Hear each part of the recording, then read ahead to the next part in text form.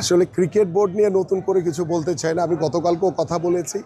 কারণ এই প্রথম বাংলাদেশের ইতিহাসে একটি প্রশ্নবিদ্ধ ক্রিকেট বোর্ড তৈরি হয়েছে, যেটি ইতিমধ্যে আপনারা সকলেই জানেন।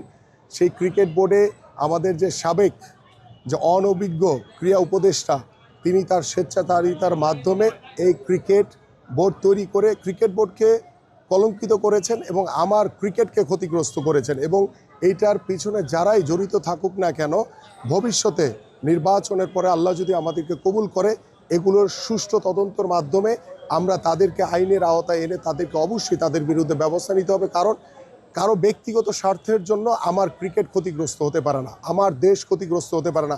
আজকে ক্রিকেট কূটনীতির অভাবের কারণে আজকে আমাদের বাংলাদেশ, যেখানে আমরা নিরাপত্তা চেয়েছিলাম, সেটা আমার অধিকার, আমার দেশ আগে, সেটা আমার অধিকার, সেখানে আমরা নিরাপত্তা জটিলতার কারণে আজকে বাংলাদেশ ক্রিকেট দল বিশ্বকাপ খেলতে যাচ্ছে না। সো এটা আমরা যদি আরও সুদূর প্রসারী চিন্তা করতাম যে আমাদের ক্রিকেট বোর্ডের সাথে আইসিসি কিংবা ভারতীয় ক্রিকেট বোর্ডের সাথে একটি কূটনৈতিক পরিবেশের মাধ্যমে আমরা কিন্তু এই সমস্যাটি সমাধান করতে পারতাম। সেখানেও অনেক অনভিজ্ঞতার পরিচয় দিয়েছে আমাদের বর্তমান বাংলাদেশ ক্রিকেট বোর্ড।